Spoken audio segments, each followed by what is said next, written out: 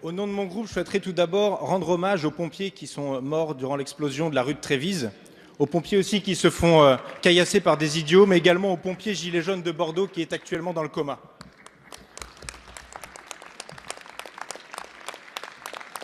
Ma question s'adresse à vous, Monsieur le Premier ministre. Comment M. Castaner peut-il être encore ministre de l'Intérieur avec comme bilan provisoire plus de 2000 blessés chez les Gilets jaunes, plus de 1050 blessés chez les forces de l'ordre et un total de 12 morts depuis le début de la mobilisation? Il menace même les manifestants en énonçant le délit imaginaire de complicité de manifestations violentes. J'ai d'ailleurs déposé une plainte contre lui pour entrave à la liberté de manifester devant la Cour de justice de la République. Il récidive hier en affirmant qu'aucun policier n'a attaqué des Gilets jaunes. On croit rêver, alors même que l'IGPN a été saisi par de nombreux signalements, y compris par le ministère lui-même. L'utilisation des flashballs et des grenades entraîne des blessures graves et mutilations chez les manifestants. Comme le demande le défenseur des droits, interdisons-les.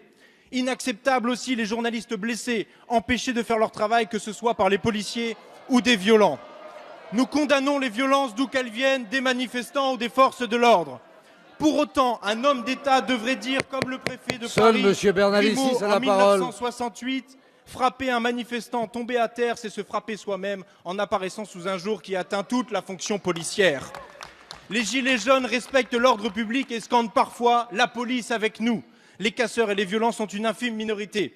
Alors que les forces de l'ordre doivent garantir la liberté de manifester pacifiquement, on leur demande d'entraver ce droit, comme le démontrent les arrestations arbitraires, les violences illégitimes, les ordres irrationnels, voire des interpellations pour port de sérum physiologique. Les policiers obéissent simplement aux ordres du politique. À cela s'ajoute la violence judiciaire, selon les instructions de fermeté de Mme Belloubet. Être gilet jaune est devenu systématiquement une circonstance aggravante, au mépris du code pénal. Triste ambiance le jour de la reprise de la réforme de la justice qui accroît la répression. L'écoute des revendications doit succéder à la surdité de la matraque. Il n'y aura pas d'ordre public sans justice sociale. Monsieur le député Bernalicis, d'abord, vous remercier d'avoir pensé à Simon, à Nathanaël. J'étais ce matin avec leurs parents. J'étais aux côtés de leurs compagnes qui ont été emportées dans cette explosion dramatique qui a eu lieu samedi matin dans le 9e arrondissement. Effectivement, ils sont, comme d'autres, les représentants de ce service public de secours, d'assistance, de sécurité. Ils sont, comme d'autres, ces femmes et ces hommes qui portent une parcelle de la République. Parce que, Monsieur Bernalicis, il n'y a pas de liberté sans ordre public. C'est même une condition sine qua non à la liberté. Et je vous le dis, Monsieur le député, je ne connais aucun policier, aucun gendarme, aucun pompier, aucun journaliste qui ait attaqué volontairement des manifestants, quels qu'ils soient.